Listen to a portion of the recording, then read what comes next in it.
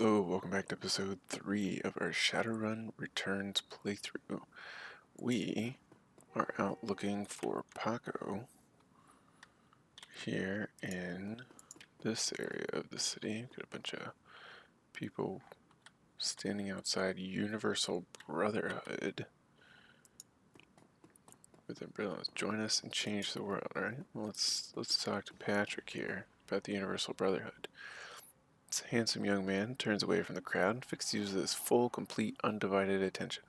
Sir, you are a beautiful dwarf, but you could be so much more. So what you selling? I am not selling anything. We are giving away the secrets to a more fulfilling, happier, and productive life. Alright, what's the secrets? The first step is to simply come and listen. Tomorrow night, Lynn Telestrian will be speaking about the importance of family in the sixth world. Please join us tomorrow, and the secrets to a better life shall be revealed to you. Smiles turn back to the crowd. Alright, so we've got an idea. There's something going on tomorrow. Refurbished flowers for sale. Synth juice for sale. Just Fable today. Okay, so it's Paco. Before we go talk to him, we'll see if we can talk to anybody else. Got dog on a stick. What do you got?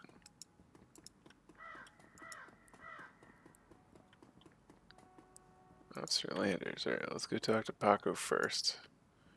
Then we'll come down and talk to Officer Landers.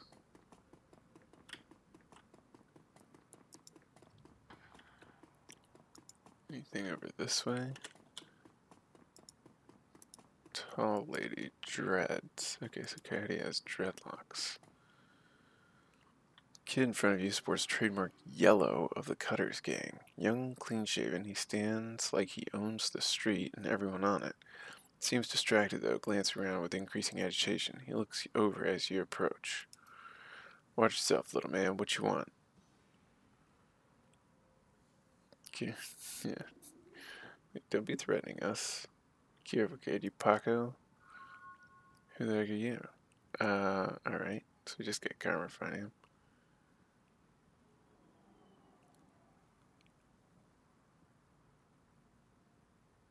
Yeah, your girlfriend's gone missing. I'm going to help find her. Tough guy swagger seems to drain out of Paco. The cutter is gone, and before you stands a kid in a yellow jacket that doesn't quite fit. Coyote's missing. Oh man, that would explain. She was supposed to meet me here over an hour ago. Look, sorry for getting in your face like that. What else do you know? She's missing and need to find her.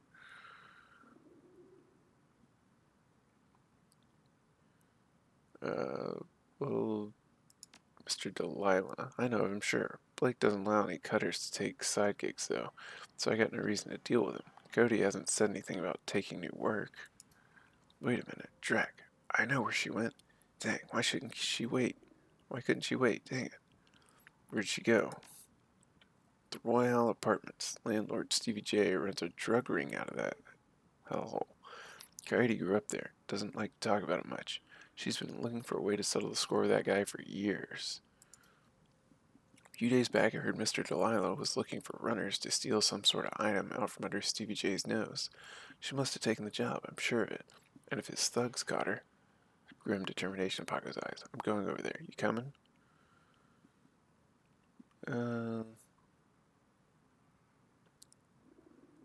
One more thing. Had a receipt for zebra meat from a place called Mari's Meat Market. Ever heard of it? Zebra meat? What?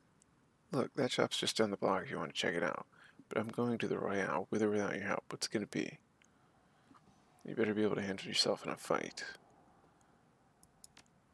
Of course, I know my way around a fight. Stevie J better be ready for a world of hurt. Now let's get moving. The Royale is just a few blocks from here. Okay, so we gotta look for Royale Apartments. But let's come on down here to this crime scene, and hopefully that's not Coyote. Oh, there's Manny. Mari's Meat Emporium. The small meat stand presents an enormous diversity of dead animals, from cow and canine to the exotic and paranormal. What's paranormal animals? Nice. Pictures of the back of the stand feature a much older version of the man in front of you. Wait, pictures on the back of the stand feature a much older version. Maybe it was his dad. As soon as he notices Paco, the proprietor's eyes become hard and angry. What do you want? You know we can't afford more. Relax, man. My friend just asked a question. It must be Maury. Do I look like a fat old man to you? I'm Manny. Maury's my dad. Now, what do you want? Oh, okay. Yeah, so it is his dad on the picture. Why would someone want to buy zebra meat? Some people eat it, but I wouldn't recommend that. Tough as nails. We mostly sell it to the corp security teams who use it to reward their hellhounds. The flamers go crazy for the stuff for some reason. We read something about some helms.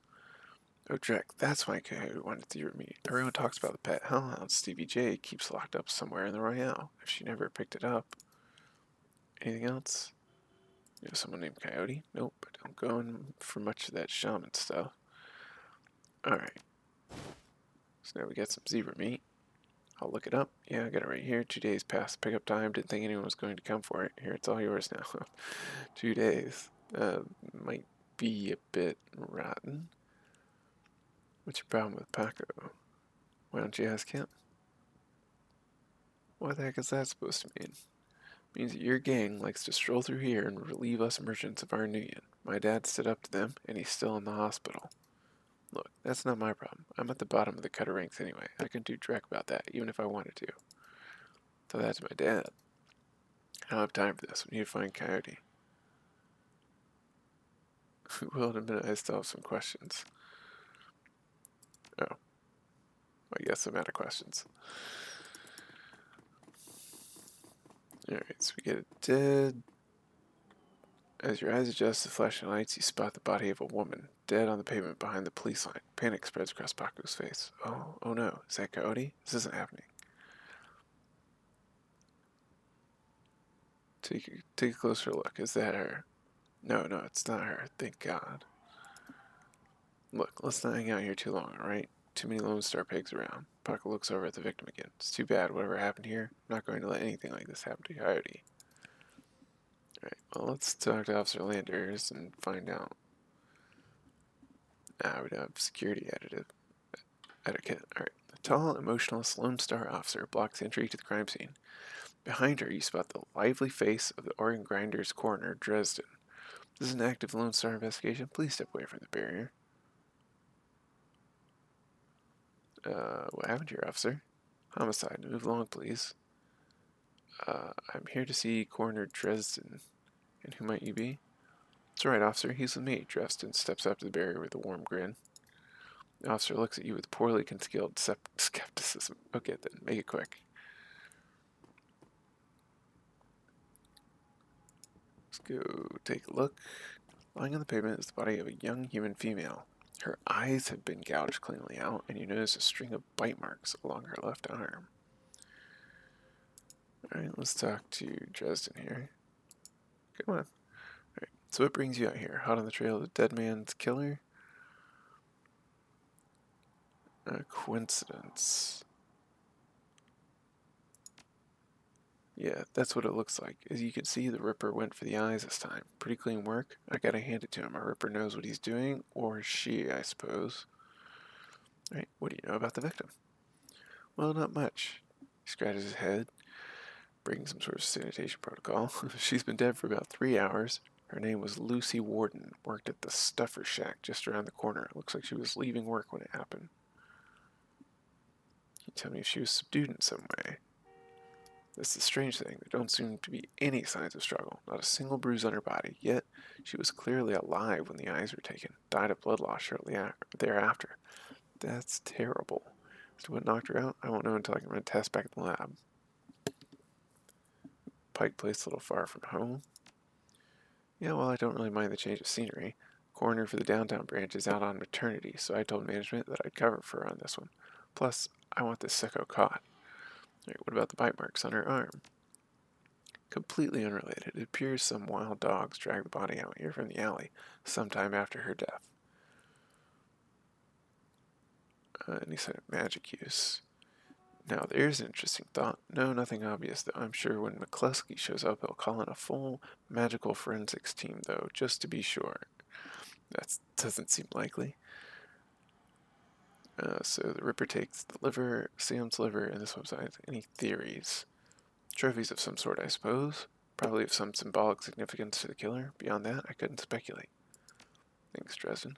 Hey, if I figure I help you out, there's a better chance to get this scumbag off the streets a little sooner. McCluskey wants the Ripper in his cell, sure, but he couldn't care less if it takes another dozen murders. Good luck out there, eh?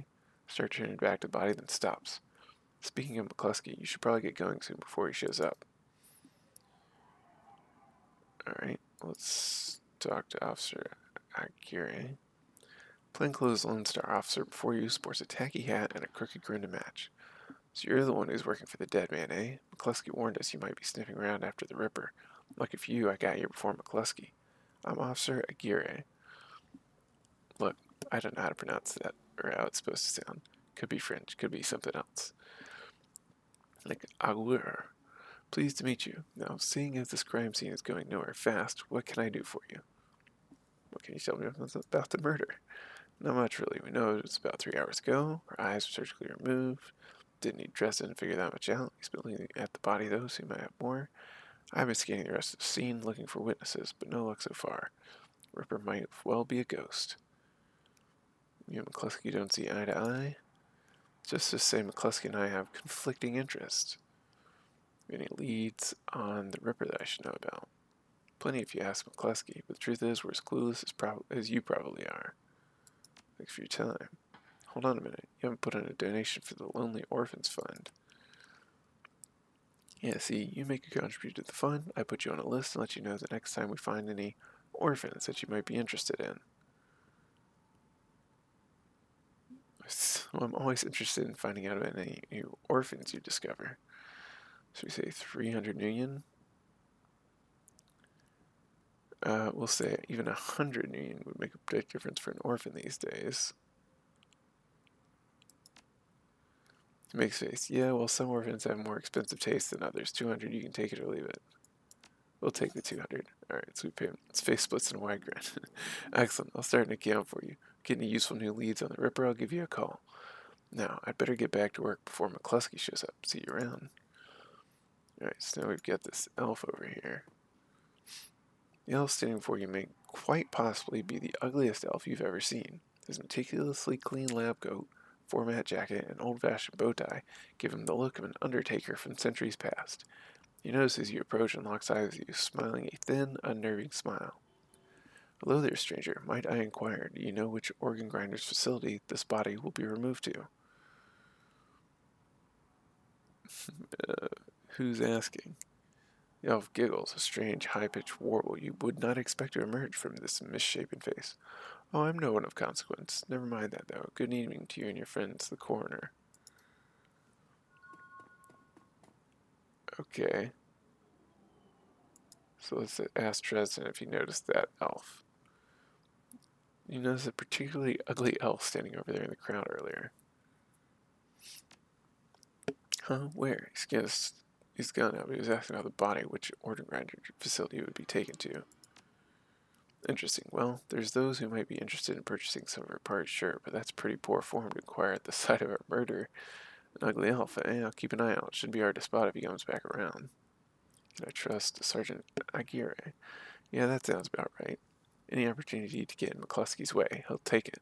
Bit sleazy, sure, but I take Aguirre over McCluskey any day of the week. Basically, they're both bad cops, but one is worse than the other. Alright, do we need to come this way? We're looking for some apartments. Okay. Come on, Paco, keep up. God, there's no trolls around here. Alright, so there's... Let's talk to Frank here. Work before you wears the standard Stuffer Shack employee's getup. Uniform is well kept and well fitted, but the tears streaming down his large, crooked face do little to improve his appearance. He does not seem to notice your approach. Everything okay? No, the orc takes a deep breath before looking up. That's my friend on the pavement over there, Blind Lucy. We worked here 3 years together now. Well, I guess the Ripper got her. Yeah, I'm blind to Lucy. He took her eyes, so... Well, Lucy wasn't completely blind, but she was legally blind. She had to wear these huge glasses and hold things right up to her face, but she got new eyes about a year ago. Okay.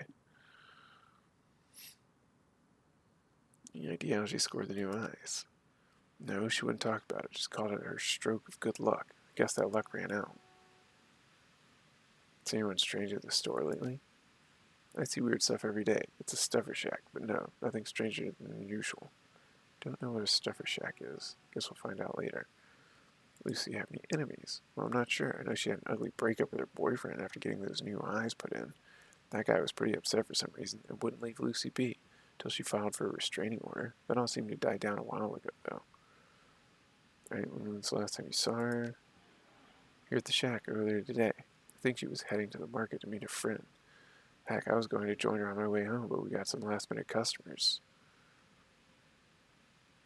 Yeah, sorry for your loss. You have to be part of the investigation, would you? Well, Lucy had this necklace, an intricate little carving of a dragonfly on it. Wore it every day, said her mom gave it to her when she left Denver. Anyway, you know how Lone Star is. All of her stuff will be bagged and placed in evidence storage until the Seventh World awakens. I thought if you could somehow get that necklace back before Lone Star cleans everything up, you'd send it back to your family. If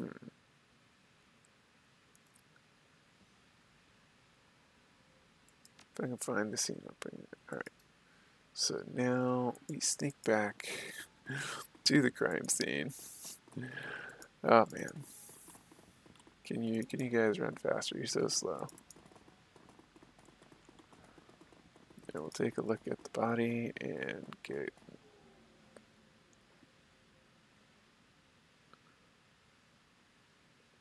See the small wooden object? Then broken cord trails off must have snapped during the struggle. Alright, catch the attention of the nearby officer. Alright, well, we'll help you, that means we won't be helping. Alright. Okay, so we get him to hand it to you so we don't, like, get in a mess with everybody. Alright. No problem here. Our orphan fund is paid off. Alright, let's go get Frank his necklace. We'll find Lucy's necklace. Yes, we've got the necklace. It's weightlifting from Frank Chivers. I'm glad I can do this much for Lucy. I'll gain some karma. Thank you, friend. I owe you.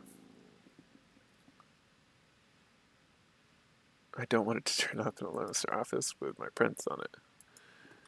Yeah. Alright, so we get here. We get a junkie. We run past. There's nothing over here.